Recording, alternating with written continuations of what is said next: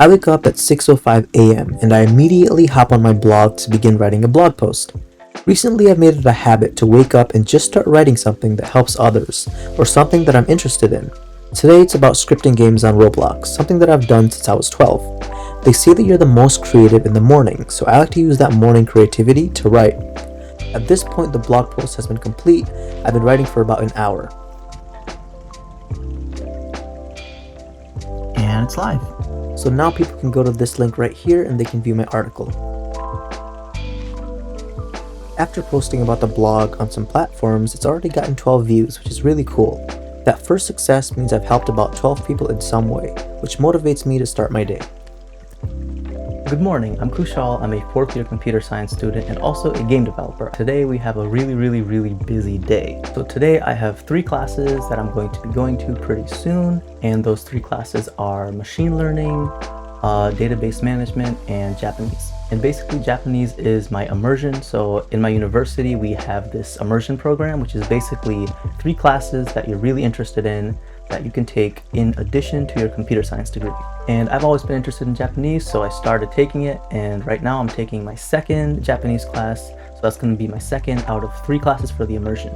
I walked into machine learning, and just like every other day, it's a bunch of math slapped in my face. Today's class was about cross-entropy loss, and don't worry, I don't know what that means either. And now I'm walking over to my database management class. After class, it's about 12 p.m., so it's time to get some lunch. Here, I'm passing by a cool landmark at my university. Time for more walking. Today is a rainy day, but it's not too cold.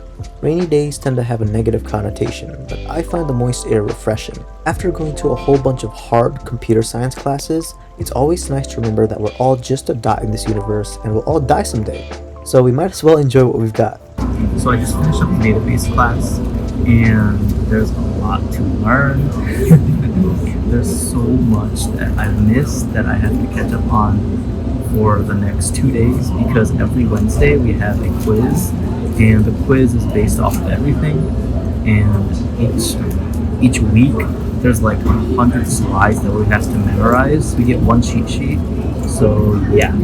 And I have 2 quizzes that I'm going to be taking soon in like 90 minutes. So I'm going to be studying for those quizzes. It's for Japanese, and I have to study for the dialogue performance. So I have to do a lot of studying to catch up for those things. And when I'm home, I'm going to have to catch up for database and machine learning. So that's going to be interesting.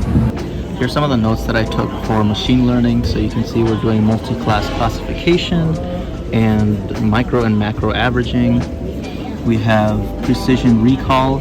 Now, it probably sounds like I know what I'm talking about, but I don't.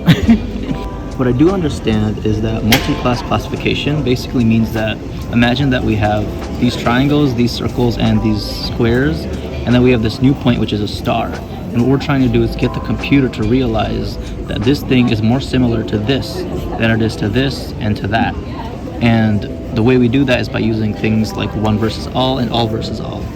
So these are 2 techniques that we use so that we can teach the computer to recognize that this star is one of these guys and not one of these guys. And basically we draw these lines, which we call boundary lines, and then we just kind of figure it out from there. And in the database class, we're learning about relational algebra, which is basically trying to convert SQL statements into math, I guess. And we're kind of getting into the advanced MySQL stuff. So this is like creating your own procedures in MySQL, and so like if you want to store the students in your school, if you want to store their grades, then you would use MySQL for it. And what we're trying to do is we're trying to take database concepts, like selecting things from a table, updating tables, adding things to tables, inserting them, and we're trying to take it and we're trying to put it into a mathematical standard. And here's the lunch. Today's pizza day. So this is basically the best textbook that you can find if you're trying to learn Japanese. And if you're looking for this kind of textbook, I'll put a link in the description. So today I have a vocab quiz on all of this stuff right here. So basically I have to know all of this stuff on both of these pages, and that's what my quiz is going to be about. Well, that's what the first quiz will be about for Japanese. Okay, so for the quiz, the second part is kanji, which is basically a style of writing that they use in Japanese. And these are characters derived from Chinese. And there's like thousands and thousands of these characters. And each character, it has a different meaning. So I have to basically write all of these kanji. I have to be able to write all of them. And they all have their own stroke order as well. So here you can see, for this particular kanji, you have to write it like this, where you start with this, which is that right there, and then you write this, which is that horizontal line, and then you write the square and the hook and those two little things, and that's how you write it. And you have to write all of them in a specific way. So yeah.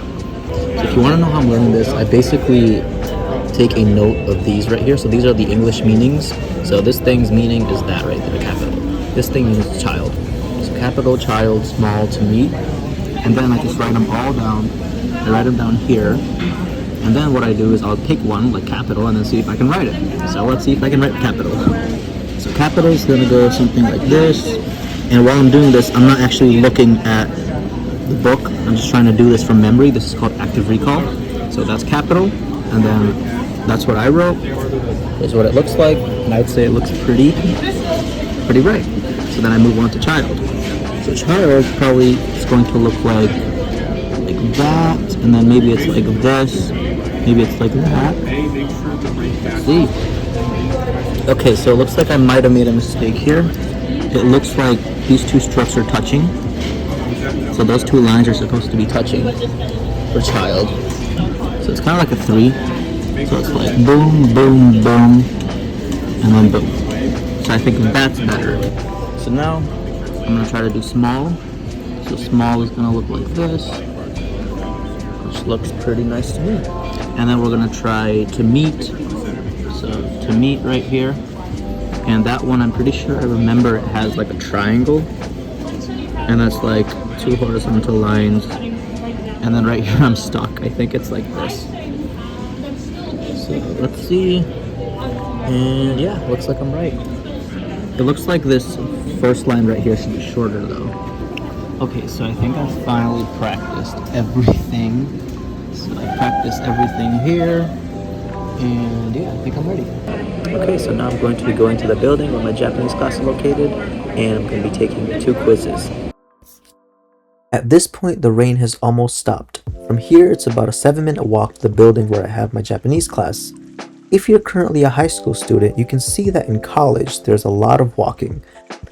In high school, it probably seems like you're stuck in a building all day, but in college, there's a lot of opportunity to travel around. So if you're a high school student right now that feels stuck in a building, don't worry, it will get better. Not in terms of the stress though, the stress will increase. Oh, it actually started snowing a bit. The snow today isn't that bad, but there are definitely times when I feel like a popsicle and I have to speed walk to avoid the cold air. So I'm hoping that the quizzes go alright. I feel like I've studied enough for these quizzes, but you never know. Sometimes there's like a curveball, or sometimes like in the middle of trying to write down the character, you just forget the first stroke. And a lot of the times, the first stroke, if you can't get that one, then you can't get the entire thing. So hopefully everything goes all right. When it's winter, we wish it were a bit warmer. When it's summer, we wish it were a bit cooler. The weather here is very unpredictable. One day it'll be snowing and another day it'll be in the 50s. Just gotta prepare for anything, you know? Some days it'll rain cats and dogs. One day, maybe literally, it'll rain cats and dogs. Who knows? Anyway, it's time to enter the building here where I'll be taking the quizzes.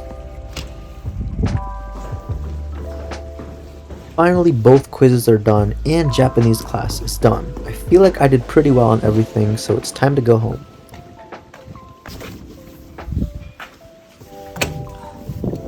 A big difference between college and high school is that in high school, you're basically in school the entire day, and then you have 2 to 3 hours of homework, maybe a little bit of studying here and there.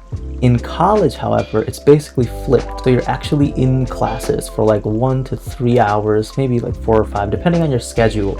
But then after class is when the actual learning happens. So in class, you're basically just trying to pay attention to the professor. You're trying to write down as much as you can, trying to understand everything. And then after class, sometimes you realize you didn't understand anything. And that's when you have to start studying, and you basically go to lecture, try to learn, but then so a lot of the times you'll get confused, and then you'll try to study, and then you just end up studying the entire day, and then you end up learning everything on your own. Now, not all classes are like that, but in my experience, like 70 to 80% of the time, you go to class, you learn a little bit of the material. You basically get like a general overview while you're in class, and then outside of class, you're basically trying to explain it to yourself, like, where did this equation come from? Where did this x come from? What does this symbol mean? And you're basically just trying to understand everything outside of class. But inside of class, you're basically just given a little bit of information.